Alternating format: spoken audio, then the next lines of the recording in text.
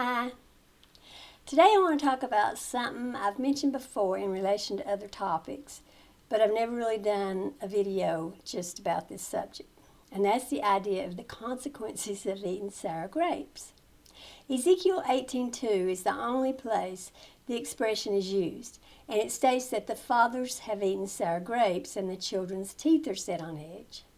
Literally, this would mean that the children are tasting the sour grapes that the fathers have eaten. But this is not literal, of course. What it means is that the fathers have practiced behavior, bad behavior, and the children are feeling the results. Now, this could happen automatically, of course. If a man drives drunk with his children in the car, and he might wreck and cripple or even kill his children. But that's not the context in which the expression is used in the Bible. Here's the context. Ezekiel 18:1 and 2. The word of Yahweh came to me again, saying, "What do you mean that you use this proverb concerning the land of Israel, saying, the fathers have eaten sour grapes and the children's teeth are set on edge?" Yahweh just didn't get it. He knew that the people were accusing him of making this happen. They were saying, men have committed sin and their children are suffering for it. But their implication, or they probably said it outright, was that Yahweh was punishing children for acts committed by their parents. And Yahweh, bless his stupid and forgetful little heart, didn't understand why people would say such a thing. What in the world did they mean? How could they possibly think he would harm children because of what their parents did? Apparently he forgot original sin when he put the fall of Adam and Eve on every human who would ever live. And he forgot the flood, in which he drowned babies, both born and unborn, because their parents were evil. He couldn't remember killing all the firstborn in Egypt. He forgot about how he had the earth suck up Korah's children because of Korah's disobedience. He didn't remember killing King David's baby because of David's adultery and murder. It's not hard to find plenty of examples of Yahweh's horrendous punishment of children because their parents disappointed him. But what is worse about Yahweh's asking this question is that he specifically stated that he punishes children for their parents' behavior. Way back in Exodus 25, he said, "I, Yahweh, your God, am a jealous God, visiting the iniquity of the fathers on the children on the third and on the fourth generation of those who hate me." Apparently, he conveniently couldn't remember saying this. And there's more immorality involved in this. Deuteronomy 23:2 states that a person born out of wedlock cannot enter Yahweh's assembly, but not just him. None of his descendants can enter to the 10th generation. Imagine that. Your great-great-great-great-great-great-great-great grandfather, through no fault of his own, was conceived when his mother wasn't married. Somehow that tainted him in Yahweh's eyes. And it even tainted you. I doubt any of us and any of the people this was written for could say that for 10 generations back, none of their ancestors were born out of wedlock. I don't know about myself, but if I were going to bet, I'd put my money on the side of at least one out of wedlock birth in that many generations. Even Jesus had a prostitute in his lineage because Judah had sex with Tamar, his son's wife, when she was playing the harlot. And by the way, Jesus' ancestor Ruth wasn't Jewish. She was from Moab, so Jesus wasn't even a full-blooded Jew. Anyway, Yahweh was all like, "I don't get where y'all are coming from. I never ever punished children for what their parents did. That's just crazy. I can't believe y'all would say such a horrible thing about me." Then he went on to say, "Well, let me tell you, you won't be using this proverb any longer. I'm going to fix that right now. You know I never change, but I'm changing here. From now on, you won't be able to accuse me of such unrighteousness." Going back to the Ezekiel passage, we read this. Ezekiel 18:3. "As I live, says the Lord Yahweh, you shall not have occasion any more to use this proverb in Israel." Verse 4:2. "Behold, all souls are mine. As the soul of the Father, so also the soul of the Son is mine. The soul who sins he shall die. Okay. Thus Yahweh made this big proclamation. From that point forward, no children would die for what their parents did. Now, I'd love to tell you that Yahweh kept his promise, but sadly, he did not. Death continued to reign over all of humanity due to Adam's curse. Still does today, even though the Bible lies and says Jesus abolished death. And not just that, Yahweh once again reverted to deliberately punishing the children for their father's sins. But in his defense, it had been a long time. If he could forget what he said from Exodus to Ezekiel, then it stands to reason he'd have forgotten again by the time Jesus arrived on the scene. Or Jesus may have just been wrong about what Yahweh would do, but if we trust Jesus, then Yahweh did another conscious about face. Matthew 23:31. Therefore you testify to yourselves that you are children of those who kill the prophets.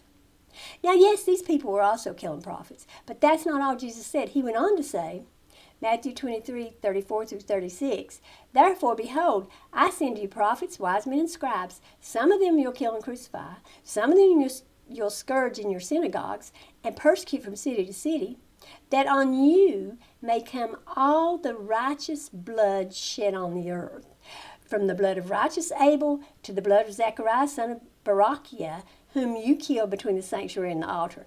Most assuredly, I tell you, all these things will come upon this generation. So now Jesus has declared that the generation in which he lived would pay for all the murders that anybody had ever committed, all the way back to the death of Abel. And this is repeated in the book of Revelation, Revelation 18:24. In her was found the blood of prophets and of saints and of all who had been slain on the earth. We know this was Jerusalem because this is what Jesus prophesied. He declared that Jerusalem and the Jews would pay for all the blood of prophets and saints and all the righteous slain on the earth. Again, all the way back to Abel. If the Revelation passage isn't talking about Israel, then Jesus lied. This is in the New Testament. So what does that mean to us? Must we pay because our great whatever grandfather murdered a man or was a thief? Must our children be especially punished by Yahweh because we cheat on our taxes? And if Jesus was turning things back to the way they were in the beginning, does that apply to the whole thing Yahweh said? Remember how Exodus 25 said children of sinners would be punished to the fourth generation? Well, the next verse 6 states, and showing love and kindness to thousands of those who love me and keep my commandments. Does that apply to future generations too? If my great-grandma was a good Christian, will I go to heaven? Apparently so. Psalm 37:25, I have been young and now I'm old, yet I have not seen the righteous forsaken, nor his children begging for bread. Psalm 112:1, praise Yah, 1 and 2. Praise Yah, blessed is the man who fears Yahweh, who delights greatly in his commandments. His seed will be mighty in the land. The generation of the upright will be blessed. Proverbs 11:21, most assuredly, the evil man will not be unpunished, but the seed of the righteous will be delivered. Even in the New Testament, children are considered holy if even one parent is holy. 1 Corinthians 7:14, for the unbelieving husband is sanctified in the wife, and the unbelieving wife is sanctified in the husband, otherwise your children be unclean, but now they are holy. To recap, Yahweh said he punished the children of the unrighteous and blessed the children of the righteous. Then he got all bent out of shape because people repeated what he'd said, and he knew it made him look bad. So he reversed it and said he would punish only those who sinned, but not their children. Jesus came along and turned it back to the way it was before. Yet Christians go on about the high standard of morality contained in the Bible. What standard would that be? The flip-floppy standard of Yahweh and Jesus? Oh, and again, all this from an unchanging God. But none of this should surprise us. Christians see Yahweh killing and declare he's not a killer. They hear him lie and say he's not a liar. They see him commanding theft, claim he's not a thief. They read that he approved of human trafficking and swear or affirm that he's not a slaver. They know he killed babies, yet declare that he even hates abortion. As John Haywood said in 1546, there is none so blind as those who will not see. And in 1738, Jonathan Swift wrote, the most deluded people are those who choose to ignore what they already know. And that's what Christians do.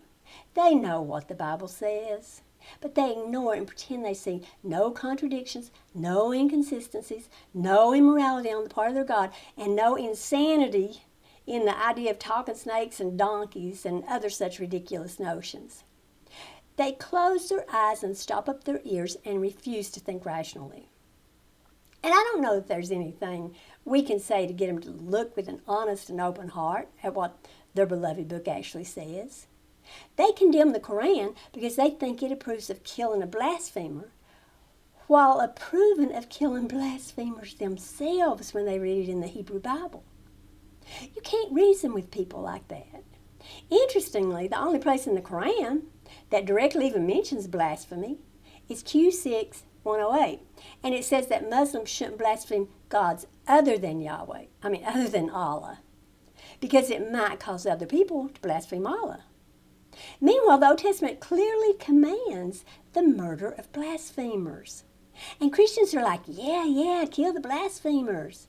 That's good and holy. Wonderful morality Yahweh came up with there. He's so wise and good. But everything I'm saying is falling on deaf ears. I know that. I'm just beating my head against the wall. And Christians who might read this or hear me say this want to say to me, you need to come back to Yahweh. He loves you and He's good all the time. And you know why they think and say this? It's mostly because their fathers have eaten fake grapes. And now their bellies are full of them, and they can't tell the truth from a lie or evil from good.